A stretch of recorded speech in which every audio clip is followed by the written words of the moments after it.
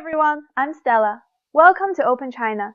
Today I've got 4 unbelievable stories from China, and honestly, each one's more amusing and sadder than the last. China's air fryer scandal unveiled. Norway's electric bus crisis. Chinese threats unveiled. Jet Li's mysterious health recovery. Shenyang Expo Park's boat fake display.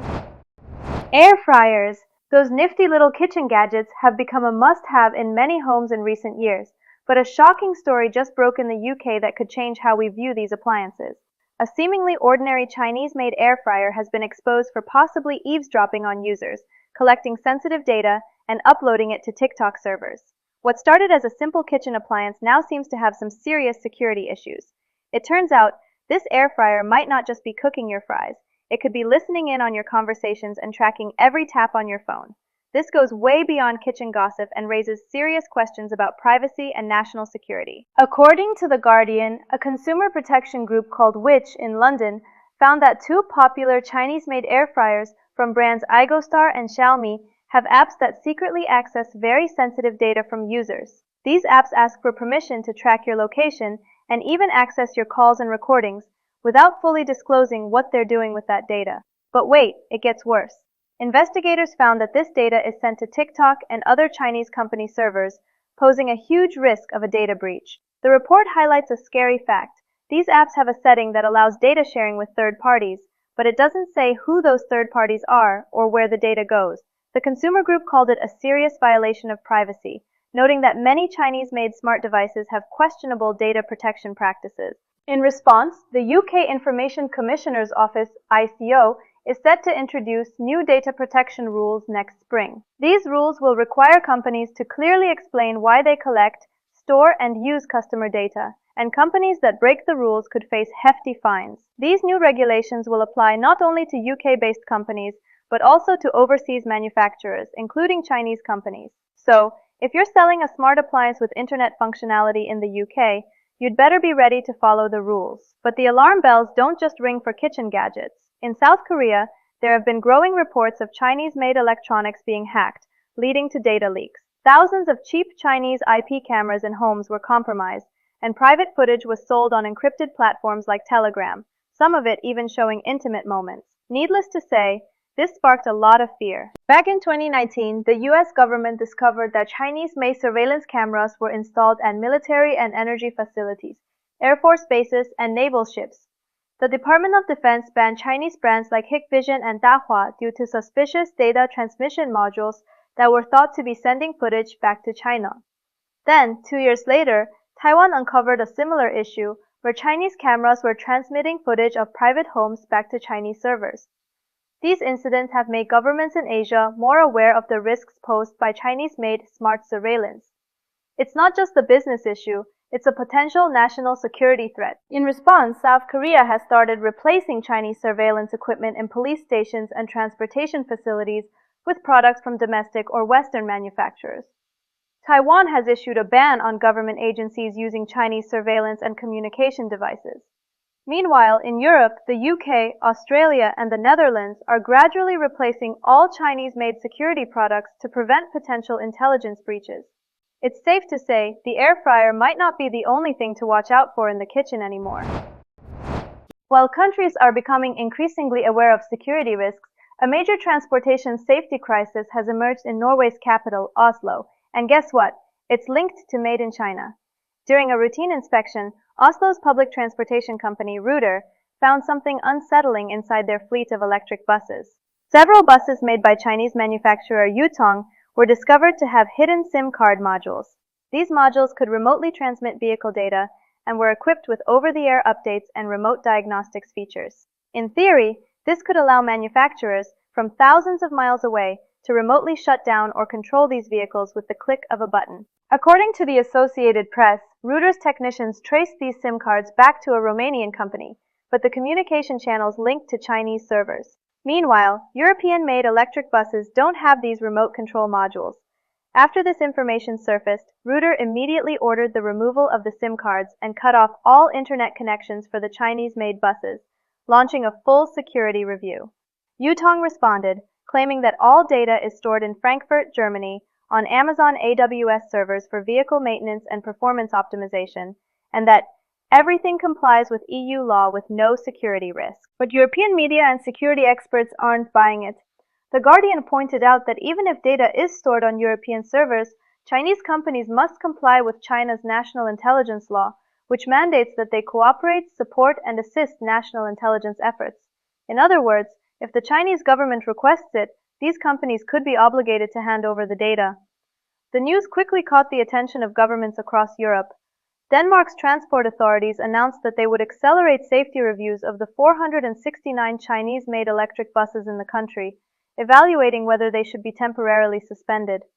Danish Member of Parliament Thomas Roden criticized Denmark's slow reaction to security concerns with Chinese tech products, warning, "While we're trying to counter Russia's hybrid warfare, we've inadvertently let China control our urban transportation systems. This is not a wise move." This issue is now spreading across the Nordic countries.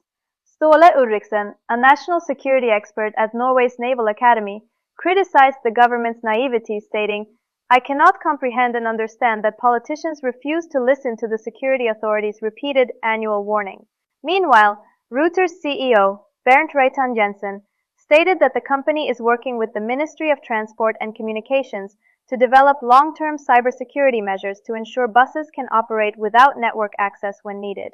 According to an internal EU security report, over the past decade, China's market penetration in Europe's smart transportation, renewable energy, telecom, and appliance sectors has exceeded 40%, with most of these products featuring internet connectivity.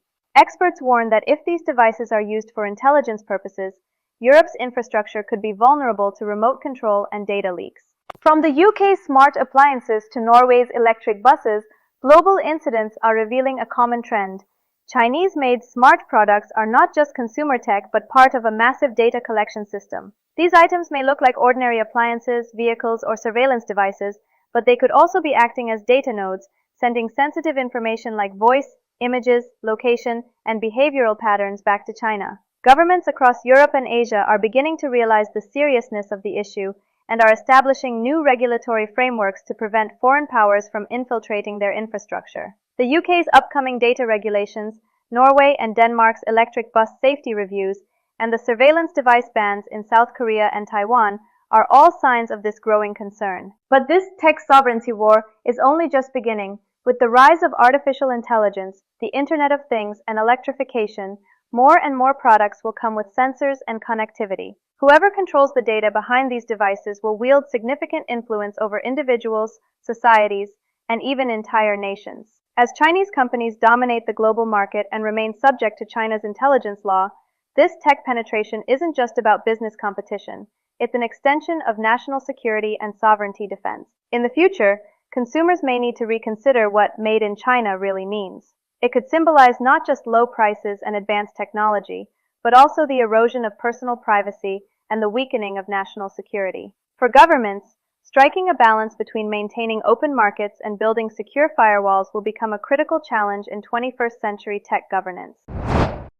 The terrifying reality behind Made in China isn't limited to just high-tech gadgets. The story we're about to share may sound like entertainment news, but it could hide something far more chilling. You might remember back in August when 62-year-old martial arts superstar Jet Li posted a photo of himself lying in a hospital bed. His face looked pale, gaunt, and his eyes sunken, showing the fatigue he couldn't hide. Lying there, he humorously joked, saying, "My hardware is broken, time for a factory repair." Doctors diagnosed him with hyperthyroidism and heart strain, and he was scheduled for benign tumor removal surgery. At that point, he could barely walk without help, even needing a wheelchair. Media outlets were quick to report, dubbing it the curtain call of a star. Some even claimed that Li had already discussed his final arrangements with his family. But just 2 months later, Li was practically a new person, completely revived. In October, he released several videos, dancing on the streets to music, throwing punches with vigor, and moving with incredible energy. In one video, he's seen in a garden, moving like the wind, as if 20 years of age had vanished. This miraculous recovery sent the internet into a frenzy. Was it truly a recovery, or was there something else going on behind the scenes? Soon, rumors began to swirl about body parts replacement. In early November, Li appeared in a video to clear up the rumors himself. Filming in his garden, he deliberately focused the camera on his chest and neck. He slowly removed his shirt with calm, natural movements and said, "Rumors can be frightening, but please think for yourself." He then jumped into a pool, making a splash as if to erase all the rumors with one big motion. What should have been a clever PR move, however, ended up backfiring. After the video was posted, internet sleuths, now transformed into amateur detectives, began analyzing it frame by frame. Some pointed out how unnaturally smooth his skin looked with muscle lines that resembled silicone. Others zoomed in and claimed to spot a seam line on his wrist. One blogger, claiming to have worked in special effects, said, "This is a common synthetic skin bodysuit used for special effects in movies." Although official reports indicated that Lee had undergone a minimally invasive radiofrequency ablation surgery in mid-August, which should leave no visible scars, medical experts noted that even such a procedure usually leaves a small mark. Yet in Lee's video, his neck looked as smooth as a newborn's skin, with not a trace of any incision. One comment said, "This kind of made-in-China surgery is so advanced it sends chills down your spine." Let's give the benefit of the doubt and assume the surgery was flawless, without a single mark. But how does a man who could barely walk just 2 months ago suddenly bounce back to full energy, walking with ease and moving with the vitality of someone half his age? Is Jet Li's recovery a miracle, or does it hide a secret too dark to reveal? And who, exactly, is most terrified of the truth being exposed and is desperately trying to cover it up? While people were busy speculating about Jet Li's possible cover-up, a shocking display of fake reality took place at the Shenyang Expo Park in northeast China. A video surfaced showing park staff with pink spray paint touching up the mysterious grass with a fresh coat of color. What was once a patch of dull yellow grass transformed into a dreamy pinkish-purple hue. Two tourists, laughing, commented, "Did the paint fade off?" The video quickly went viral, sparking an online uproar. When questioned about the deception, the park staff didn't even try to hide it. They openly admitted that the coloring was done to ensure visitors get the best photos. They went on to explain that every plant was real before being sprayed. No fake plastic grass here. The paint dries in just 10 minutes, so it won't stain your clothes. In northeast China, these plants can't survive the winter, so we'll plant new pink grass next year.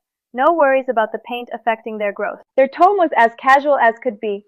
After all, they argued, without the paint, the photos wouldn't look as pretty for the visitors. Can you believe it? They practically made lying an art form. It's as though they thought this kind of thing was totally normal. While the Shenyang Expo Park is offering a 50% discount on tickets from November 1st, just 25 yuan, about $3.50 US, imagine the frustration of paying to see fake romance.